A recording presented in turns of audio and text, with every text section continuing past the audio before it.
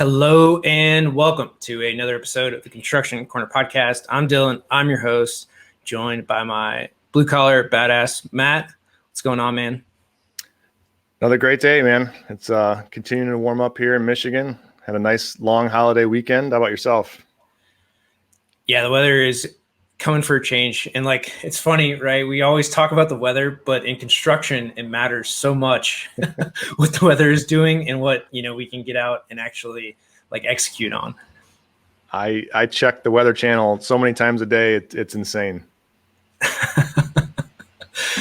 Well, guys, we have an awesome guest today, Todd Weyandt, and I probably butchered your name, Todd, but you're the correct. You just crushed it. That was impressive. Is the director of creative marketing at Applied Software and host of Bridging the Gap podcast, which was the winner of the 2020 Best Construction Podcast, which I had the honor to be on and I'll air here shortly. And a champion of industry dialogue to support construction companies as they try new things, advance, and thrive. Right up our alley here on the Construction Corner.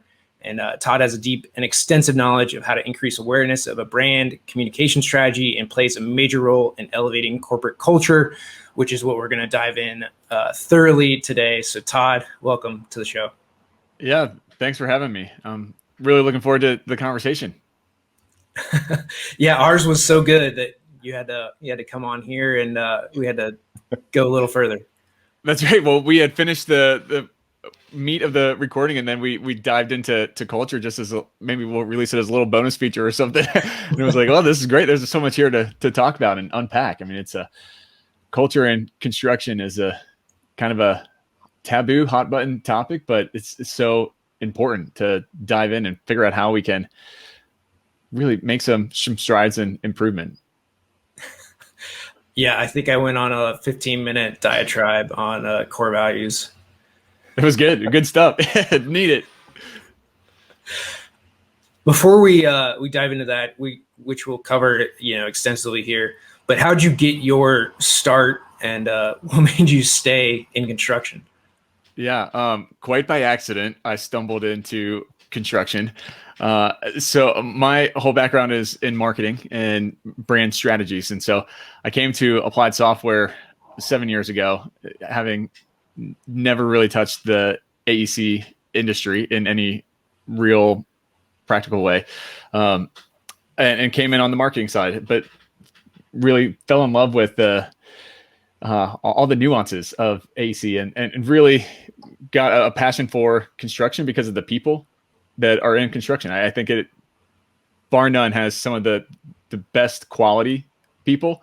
And so from my vantage point, getting to talk with them on the podcast and learn even more about them and the nuances, and there's so many different complexities there on the people side, not alone on once you get to process and technology side, it opens up 20,000 different cans of worms of complexities there. But the people made me stay. And so have really developed a passion and a love for seeing this industry kind of transform, because I think looking at from my vantage point, the next 10 years of construction, you're really going to see this radical change, and the processes and how things are going about is going to look very different in 10 years than how it has the last 50 years. This is the moment where construction is at this precipice for this just exciting growth of innovation.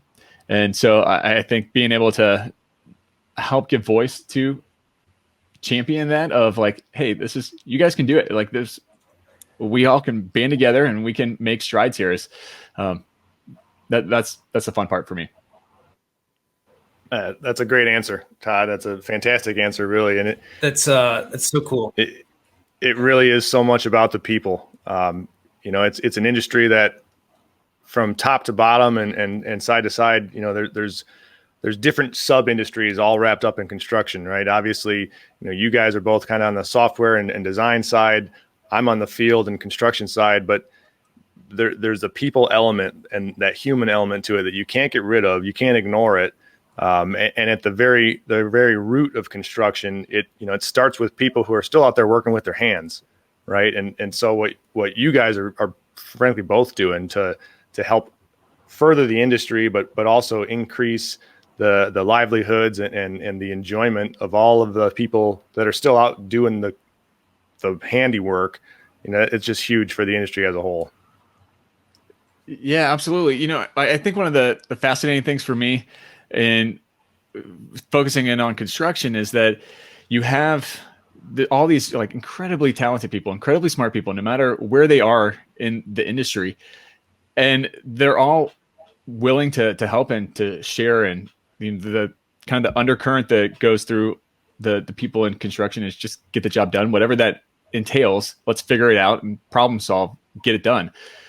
But all too often they are kind of talking past each other. The field and the office, they're trying to accomplish the same goal in the end of the day, but how they talk, how they phrase things, and how their lens they're looking at it is very different. And so they just are talking past each other. And so I think having somebody to come in and be like, all right, here's like the translation between what you guys are trying to do. We're all on the same team here. This is the end goal that we're trying to accomplish. Now let's figure out where we go about that and problem solve. Neither side is wrong. You're just looking at it from different sides of the same coin. And I think putting that out on the table is really important. You're never going to build trust unless you're able to state clearly, this is where I'm coming from. I'm going to really seek to understand where you're coming from. Even if I think you're an idiot coming from that direction, it's still good to know this is the direction that you're coming from.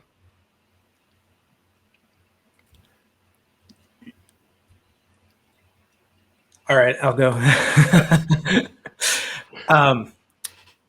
In there, right? It's important to have empathy for the other guy, and I think that's the core message that we're getting at is understanding where people come from, having a little bit of empathy, right? Not so much that you give into their side, but just having that understanding. And for you, and one of the big points in here is really core values and how you communicate to your team. How has core values really helped you internally as well as externally communicate to clients, customers, advocates across the industry? Yeah, I mean, it's a great question. I think that if you don't have your values defined, then you don't have values. And if you don't know them, you don't have them. And so taking that intentional time to really do some soul searching, whether it's on the personal side or the company side, is critical. And while it may seem to some of, well, that's just like fluff. It's flowery stuff. I don't have time. We're working already on tight margins and way behind schedule. Well, I don't have time to sit and think about how I feel and the values that I want to portray to people. But if you don't take that time on the front side, really in the long run, you are wasting so much more time because you are going to be going into the same problems over and over and over and over again. And the people side of it is going to keep on tripping you up.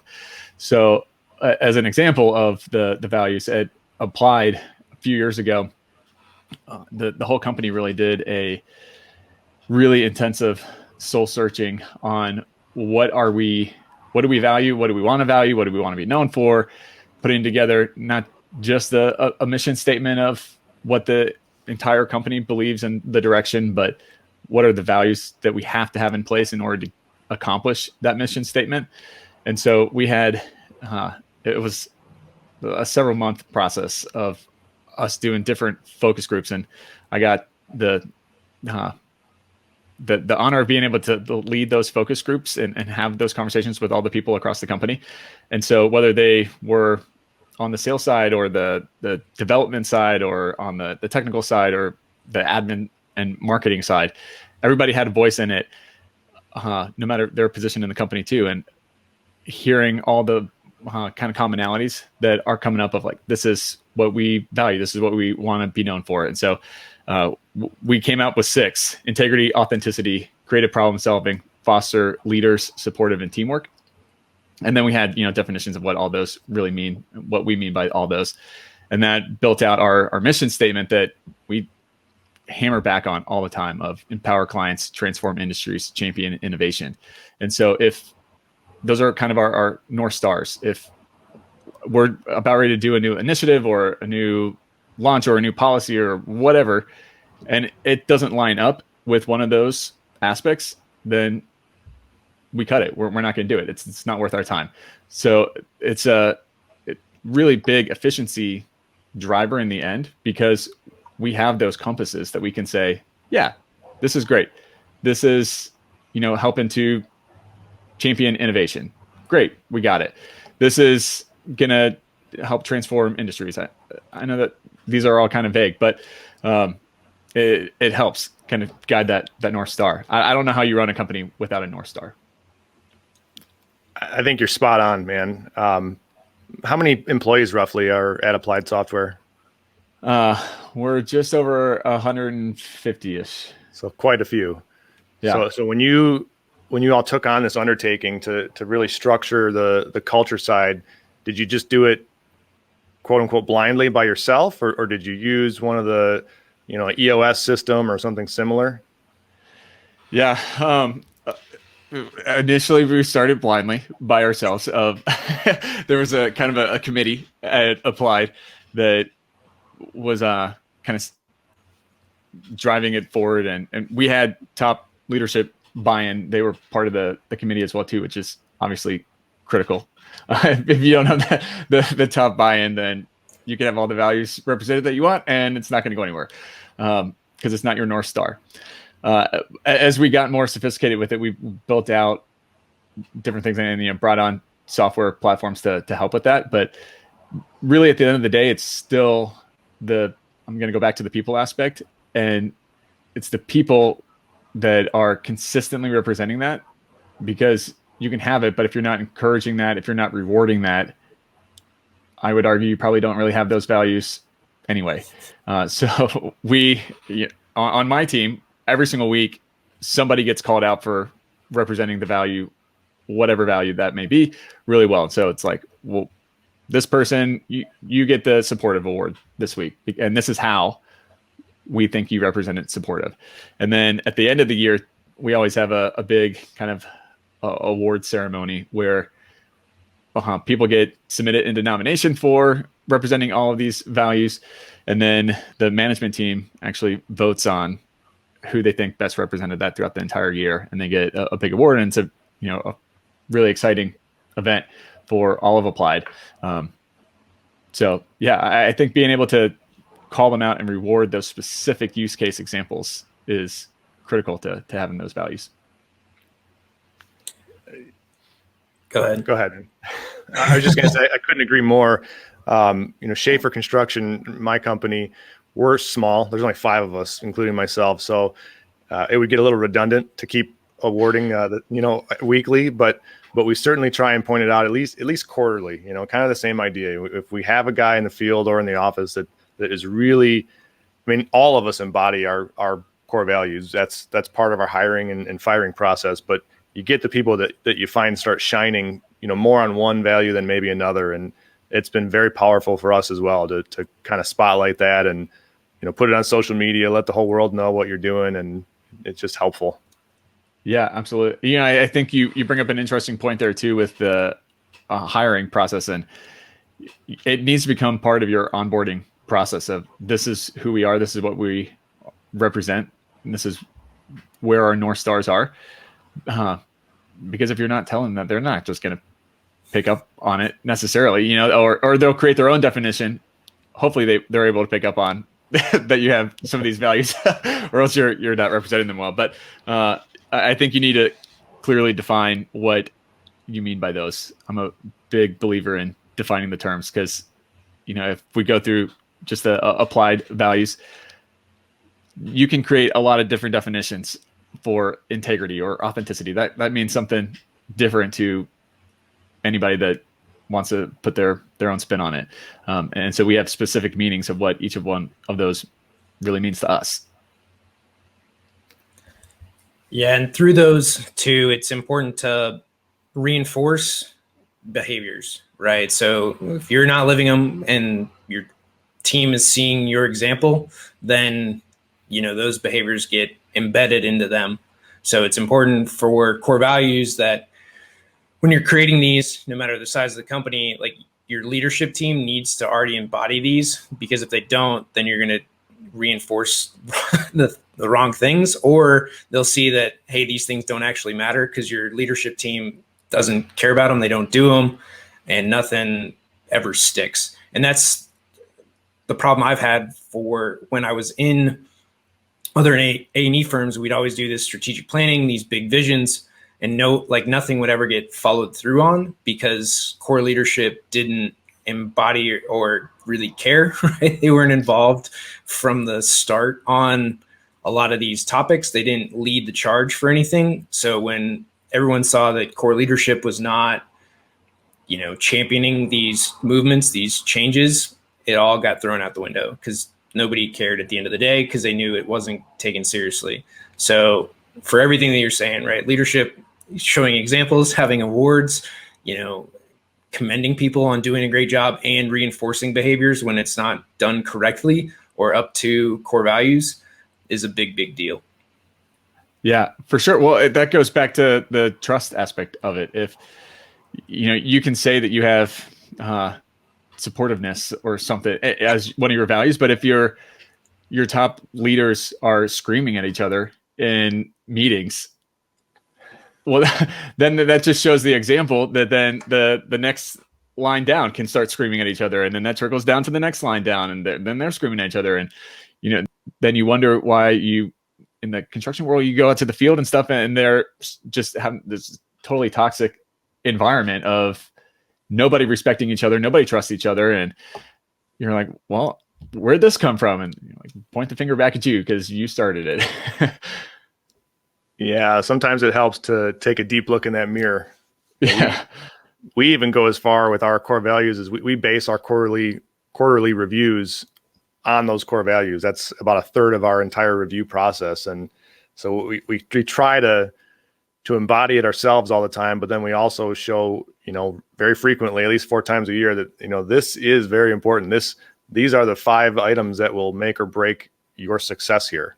And yeah. They're non-negotiables. And it almost as a leader, it makes it easier, not easy, but easier to make those hard decisions because look, this is it. Non-negotiables. These are our core values. If you break these, I don't have to think twice. You're gone. But anything else, you can fail fast and learn from it. But we hold those values very dear, and that's kind of our written in stone rules. Yeah, absolutely. That's critical on building that trust, because then people can have the confidence that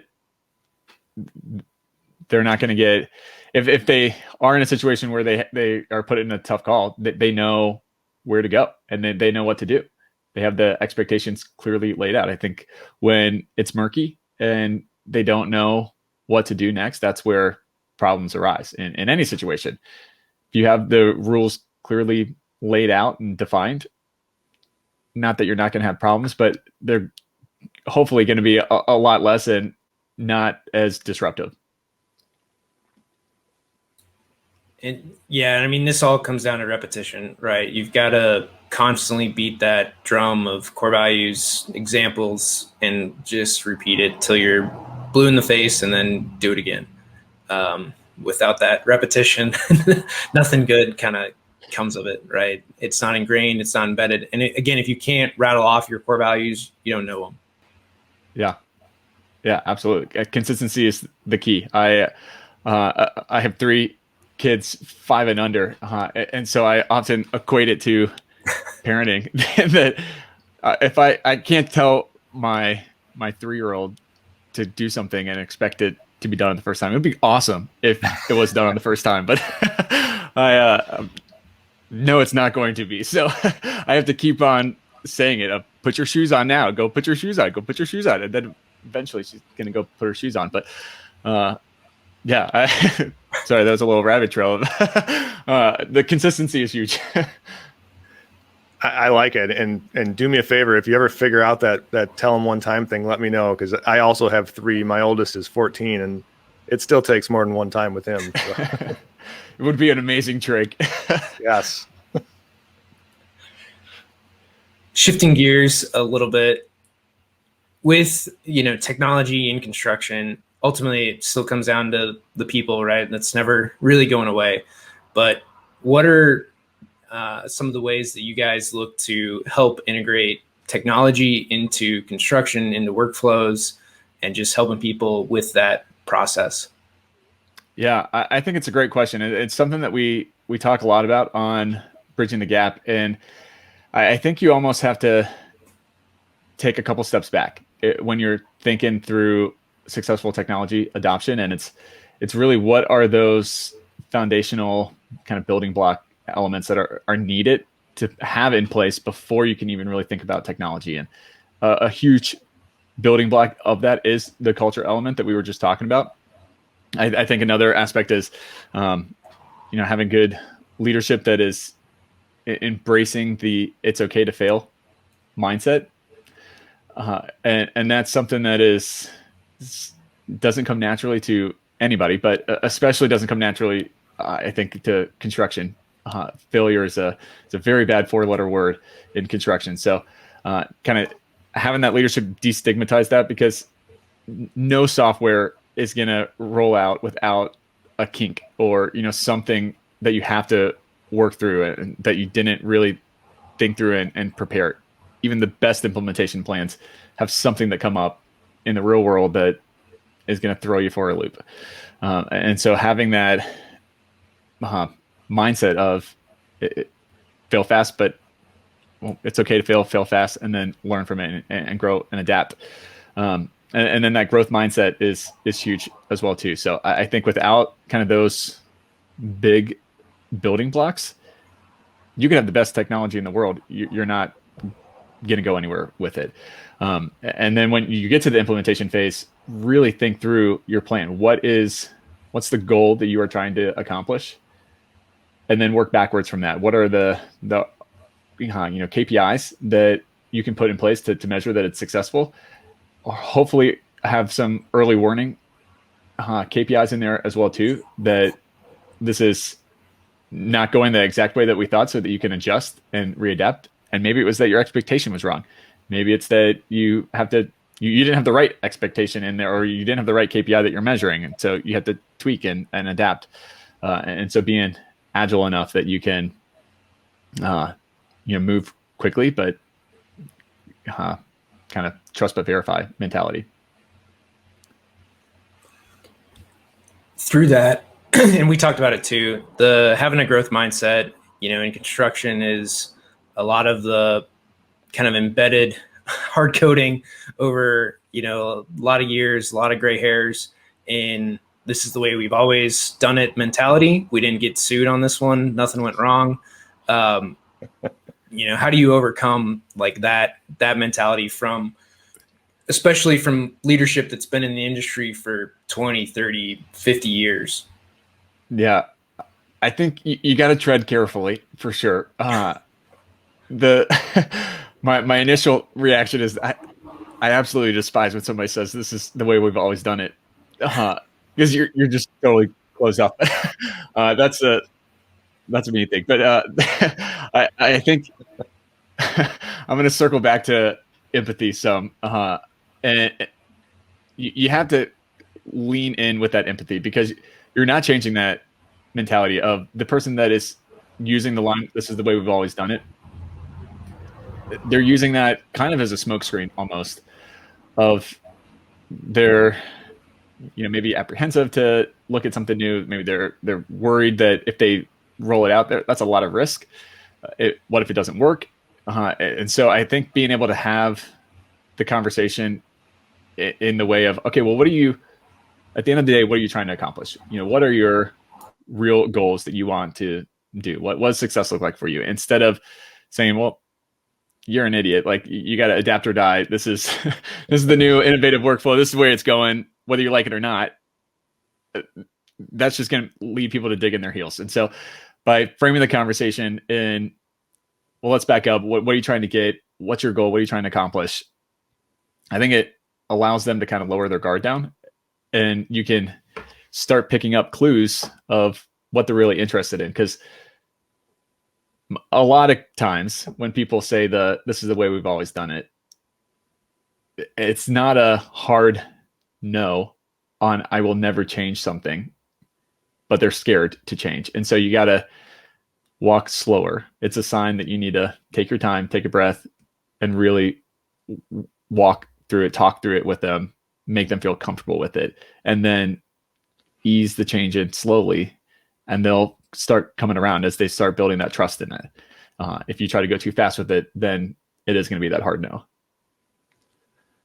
And you guys service the full AEC industry, but I got to imagine that the construction side of that triad there is the hardest to sell to, because I don't know how you do it, to be honest with you, especially, in your role as director of creative marketing, to go and market software to a group of individuals that historically has done everything they can to avoid software and avoid innovation.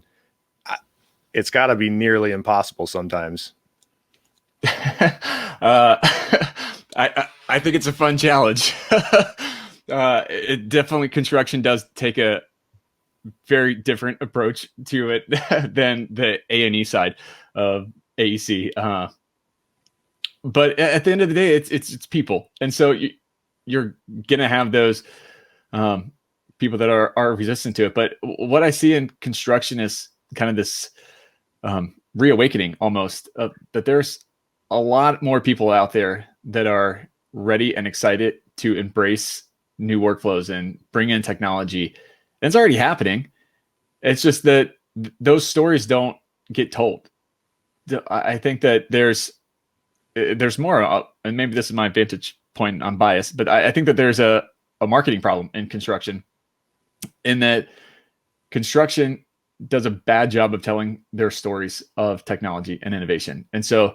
And the stories that do get out there are on these, ridiculously huge projects that you're like, okay, that's cool. They, assembled this building like Legos in 4 days. No normal average project is going to use that.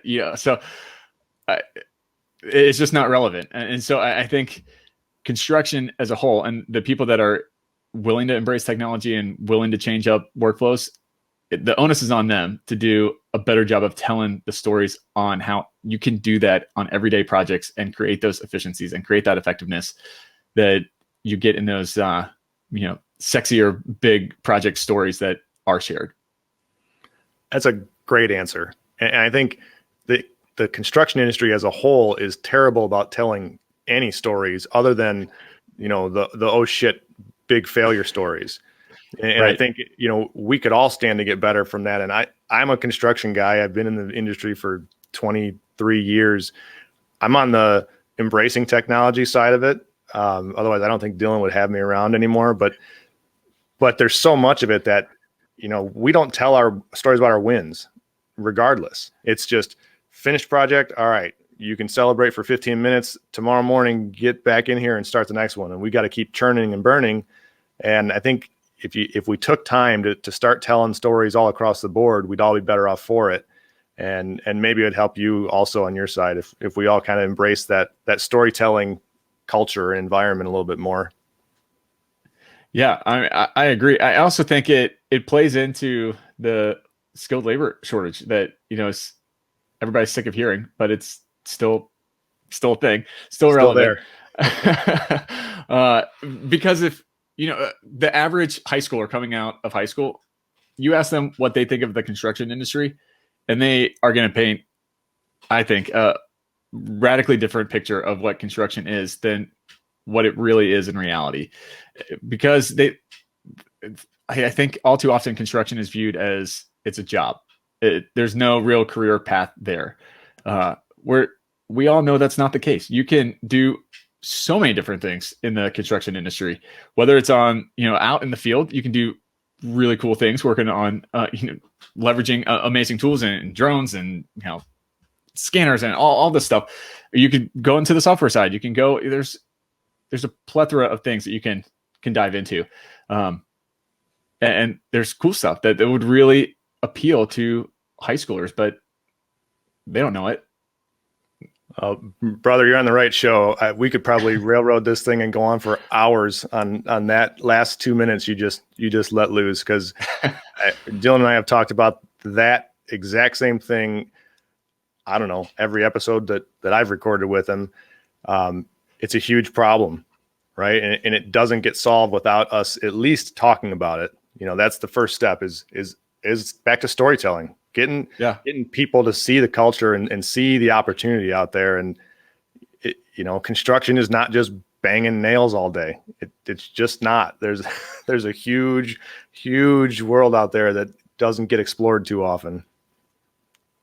Yeah, absolutely. The first step is admitting you have a problem and saying, hi, I'm in the construction industry. We have a marketing problem. We need to do a better job of bringing people in.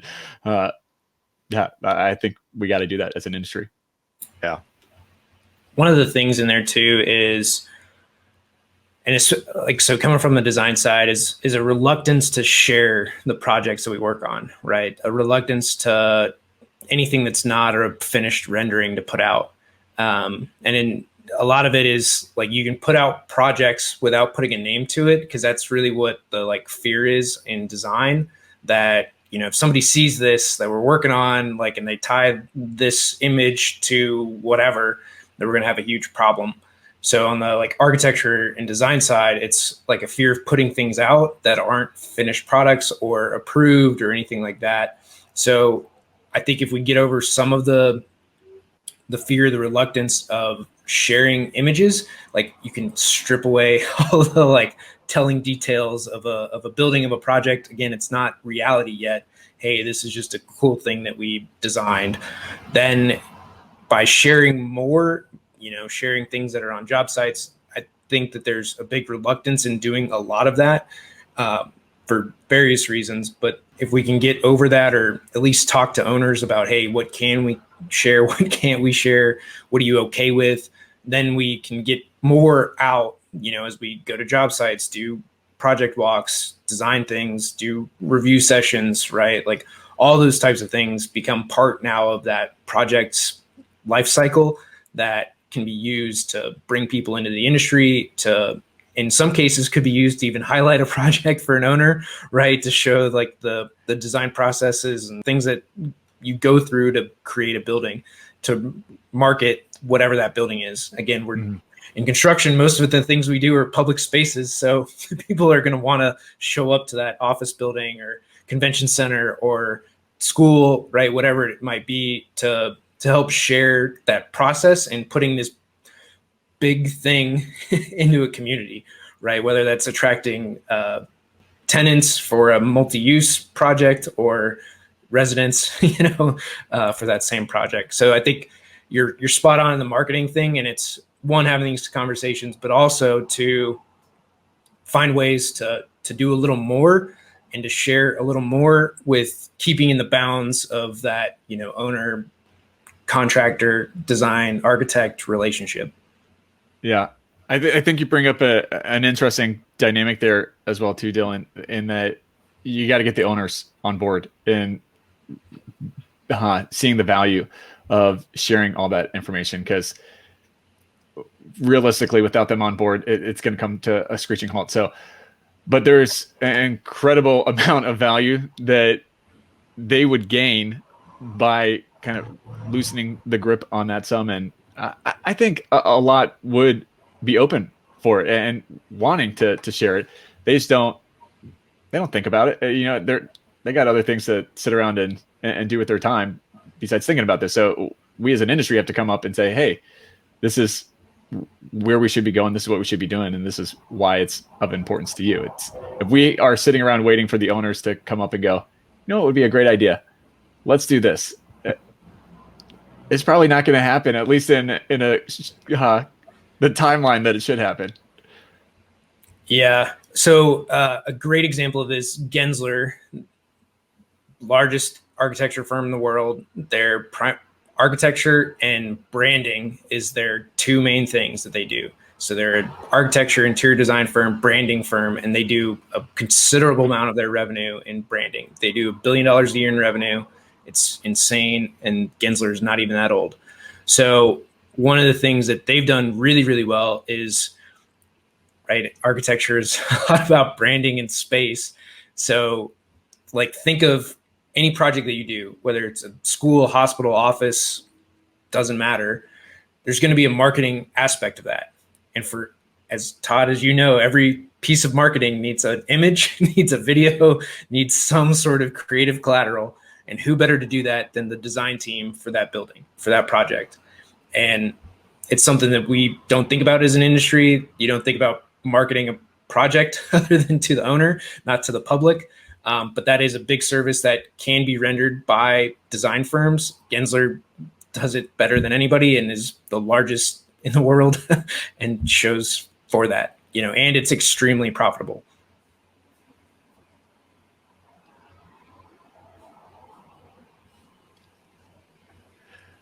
I wish I could get my common architects to start marketing projects like that along with us. You know, it's just not something that they typically do. I don't really understand why, because I mean, we do it. Looks like we lost our guest. we do it. I do it, you know, on our current projects, and there's always this air of secretiveness in our industry too, because, you know, especially from the design build side, there's a level of how much can I talk about without risking somebody else coming in and trying to, you know, grab my prize. Obviously, once you get contracted and start a project, it's all bets are off. We'll plaster it all over our media channels. But even before that, you know, we have, like we've talked about, we have sales cycles that could run a year before we put a shovel in the ground. And there's a lot of cool, interesting things that happen during that time. It's not just sitting in front of a computer, you know, on an Excel spreadsheet. There's a lot of design. There's a lot of collaboration. There's all kinds of back and forth communication. So to find a way that we can kind of share some of that without revealing too much, I think would be really useful for us.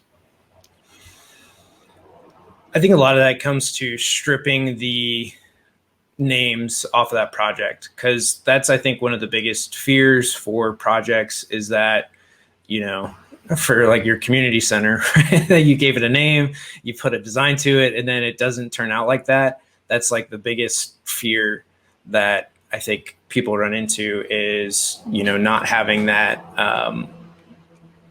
branded, named for that project, you know, is a big fear that people run into. So there's definitely some secretiveness, but you can put out a lot of material, a lot of content, and just say, look at this community center design, look at this project type, look at this whatever, right? It doesn't ever have to be built. There's no name to it. There's no like location. So people don't tie anything to it. It's just like, oh, that's cool, right? And I think that goes a heck of a long way in just, again, showcasing what we can do in construction, both on the, you know, from the design side as well as like the phases and, you know, everything that's behind a ceiling and a wall in a project that nobody ever sees, right? Or a mechanical penthouse or any of those spaces that get covered up, that get lost, that get, you know, never to be seen again. I like that. And I never had really thought about it this way until you just said that, but that alone could be a great way to start attracting youth to the industry, whether it's the design or construction side. You know, kind of showing the step-by-step, you know, from concept through completion, but all the nitty-gritty in between. You know, that could be a really a good marketing ploy, I think, especially to get, you know, young kids coming into high school more interested in what it is we do. Yeah, I mean, again, it's a marketing problem, but I think just sharing, beating that drum of there's a lot of cool things in construction, a lot of you know, cool things that we do is definitely a big deal.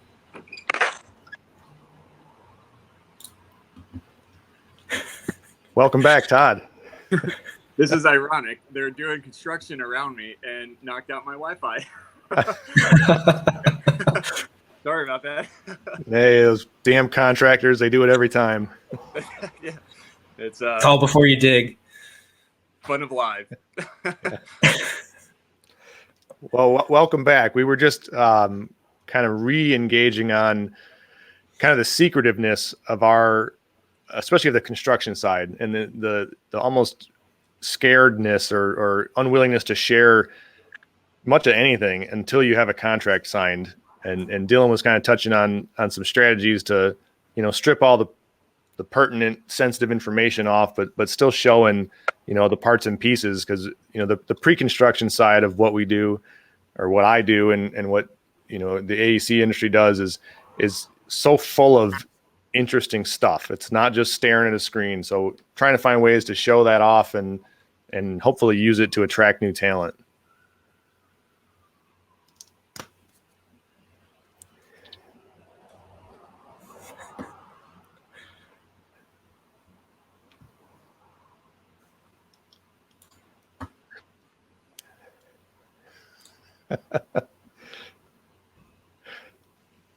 I think I'm back now on real Wi-Fi. So All right.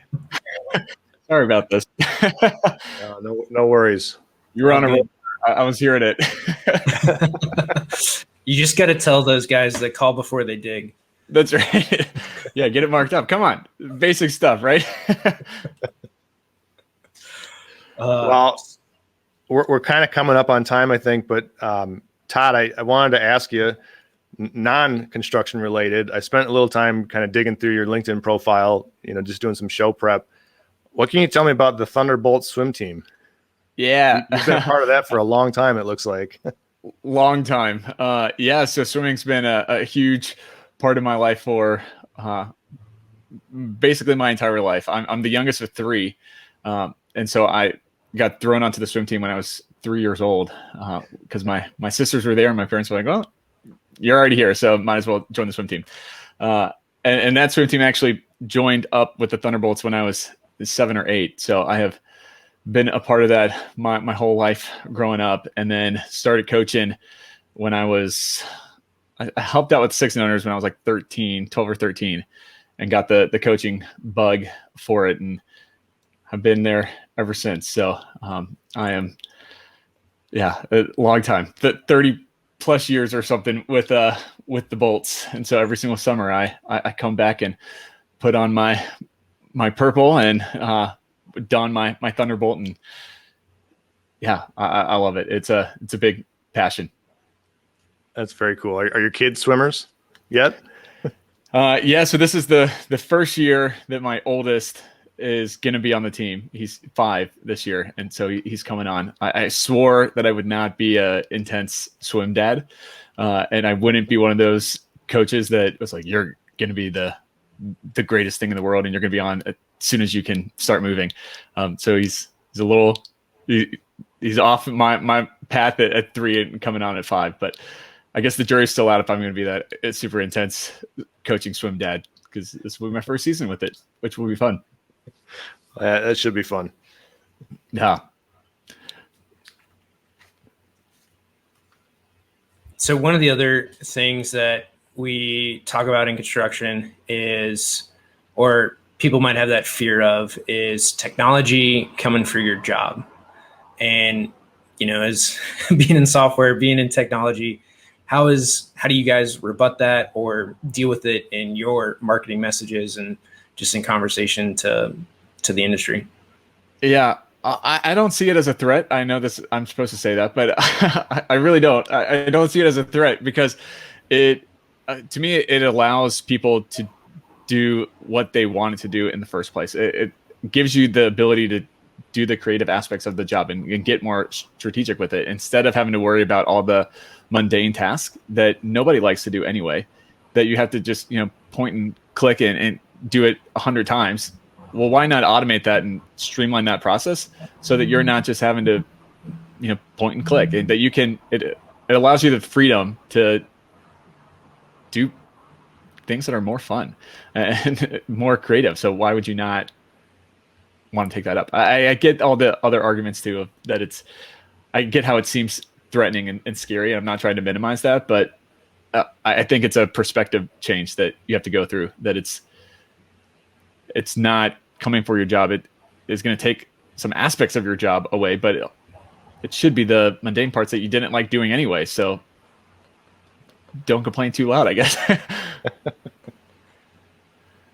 Yeah, I mean, how I view that is, we talked about it a little bit, is ultimately you can't get projects done as it is today, right? You can't find the people, you can't get the projects done.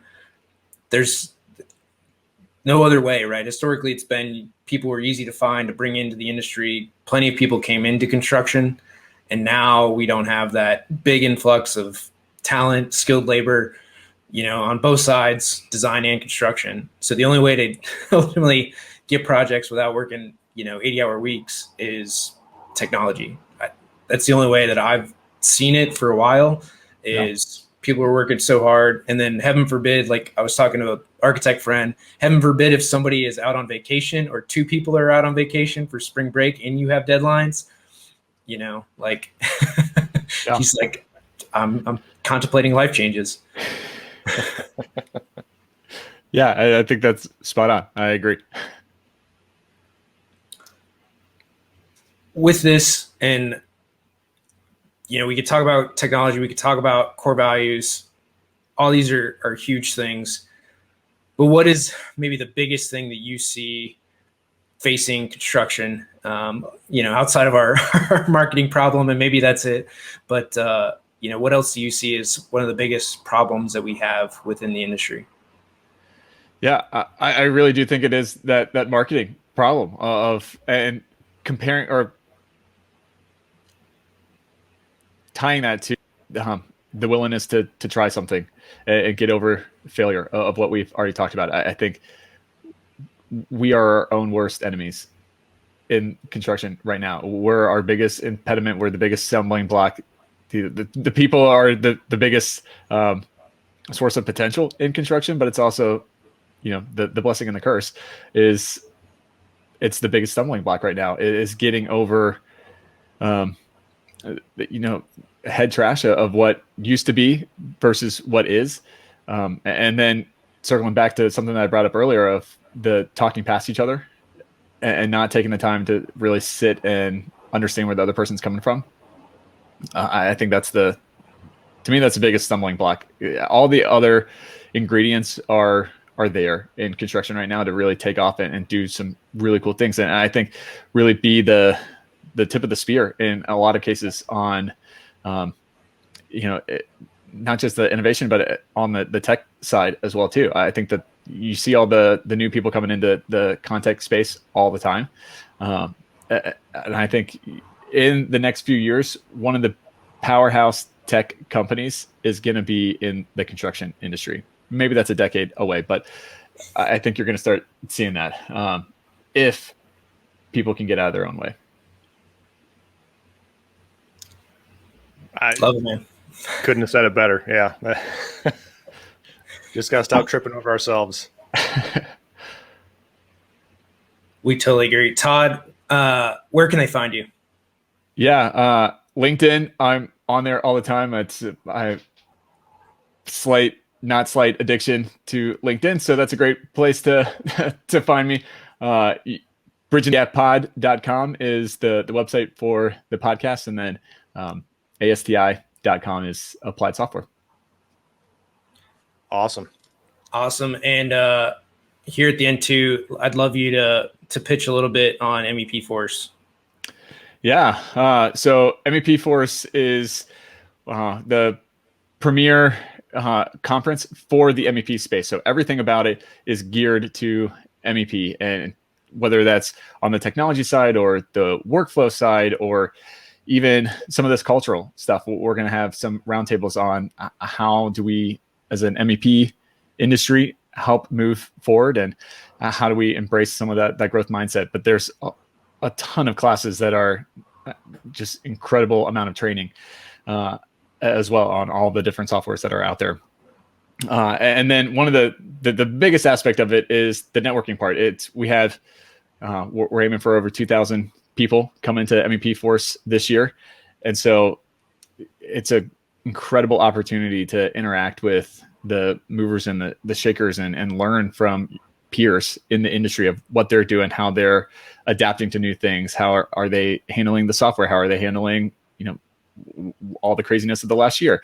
How are they embracing that growth mindset? And so there's a ton of opportunities to interact with all those people. And that's something that we take really seriously and really build a lot of intentionality around of how we can connect those people. It's going to be virtual again this year, maybe some in-person elements, fingers crossed on how everything goes. But there's a lot of personal touch outside of what you typically think of for even on the virtual conference space.